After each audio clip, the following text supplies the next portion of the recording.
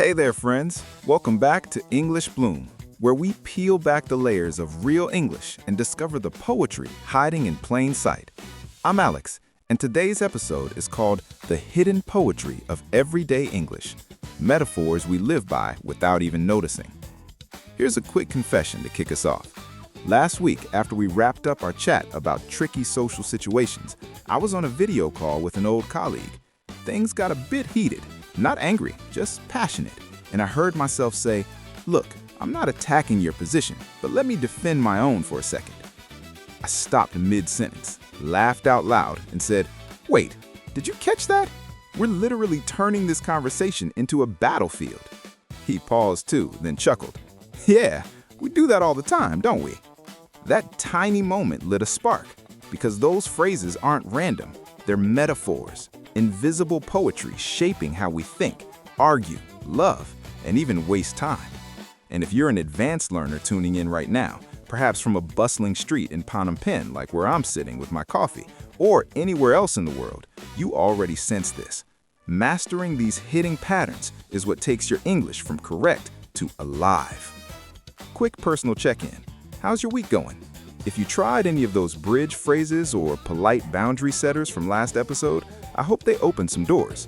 Today, we're building straight on that energy, but this time, we're going deeper into the metaphors that quietly run the show. Stick around. We're going to unpack them, play with them, and maybe even rewrite a few. Let's start at the beginning. What exactly is a conceptual metaphor? It's not the flowery kind you studied in literature class, her eyes were stars, or whatever. No, these are the ones we live by. As linguists George Lakoff and Mark Johnson pointed out in their groundbreaking book, our entire way of thinking is soaked in them. We don't just use metaphors, they structure how we understand abstract ideas by mapping them onto concrete experiences we already know. Intriguing, right? Let me ask what you're probably pondering right now. If these metaphors are invisible, how do we even spot them? Easy. Listen for the patterns. They show up in everyday collocations, phrasal verbs, and idioms that feel completely natural until you step back and realize they're painting a picture. Take one of the most pervasive. Argument is war. We don't just disagree, we attack weak points, defend our positions, demolish someone's claims, or say their ideas were right on target. Oh wow, we're turning a friendly chat into a battlefield without even noticing.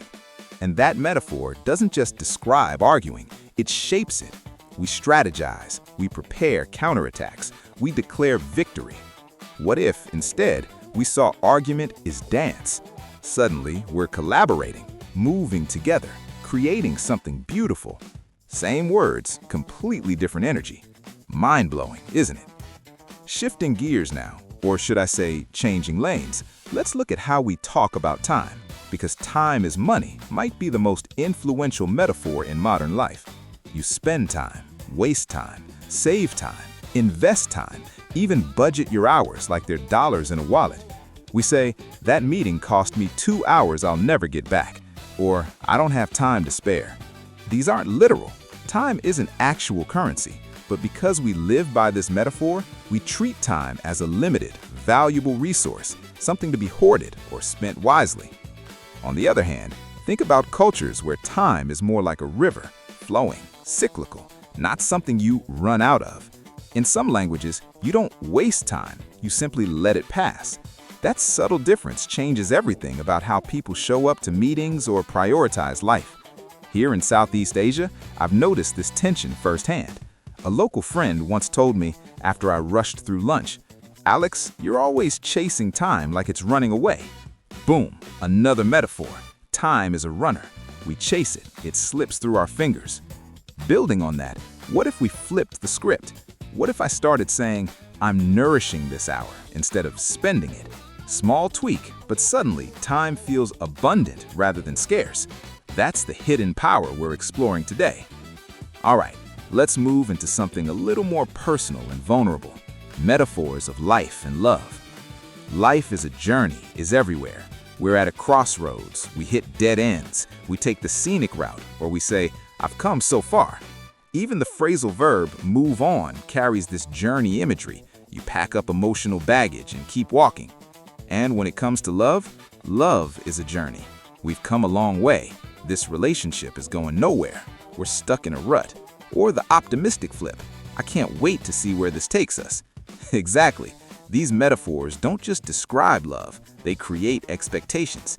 If love is a journey, then obstacles are just bumps in the road, not reasons to bail. But here's where it gets really interesting for advanced learners.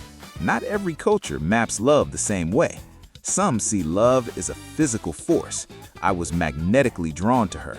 The chemistry was undeniable. Sparks flew. Others treat it like a collaborative artwork, something you build together, layer by layer. I'll share a quick story that still makes me smile with a touch of embarrassment. A couple of years ago, I was dating someone wonderful, but we kept hitting these unspoken roadblocks. My metaphor, not hers. One evening, she looked at me and said, gently, "Alex, maybe we're not on the same path anymore." Oof, that journey metaphor landed like a quiet truth. We parted as friends, both a little wiser. The language we choose literally guides how we navigate heartbreak. We're heading into our final big beat now, and this one's especially juicy for global English users. How these metaphors shift across cultures and why noticing them supercharges your fluency. Take the orientational metaphors, the ones tied to our bodies in the physical world. Happy is up, sad is down. We feel high spirits, get lifted up, or say someone is feeling low. Prices rise when the economy is good. They fall when the economy is bad. Up is good, down is bad. It feels universal until you realize some languages flip it or use entirely different directions. Or consider containers. We fall in love, come out of a depression, or say, "I'm full of joy." The mind becomes a container that can hold, spill, or overflow with emotion. Intriguing how our bodies give us the blueprint for abstract feelings. That said, not all metaphors travel smoothly. In some Asian contexts, for example, harmony and balance metaphors dominate conversations in ways Western war or journey ones don't. Understanding this helps you read the room better. Remember those social situations from last episode? And adapt your English without losing your authentic voice. So here's the big picture question I love to chew on. If metaphors shape thought, then learning to spot them and occasionally swap them might just make us more flexible thinkers, more empathetic communicators, maybe even better humans. Whew, we've covered a lot of ground. Fitting for a journey metaphor, right? Let's pull it all together with some concrete takeaways you can start noticing and using this week. First, argument is war. Next time you're in a discussion, try consciously shifting to argument is dance. Instead of "I disagree," say, "Let's explore that from a different angle." Watch how the energy changes. Second, time is money. Experiment with time is a garden. I'm cultivating time for rest instead of "I need to make time." It reframes scarcity into growth. Third, life, love is a journey. When sharing your own story, notice the path language you naturally use. Then play with alternatives like love is a dance or life is a garden.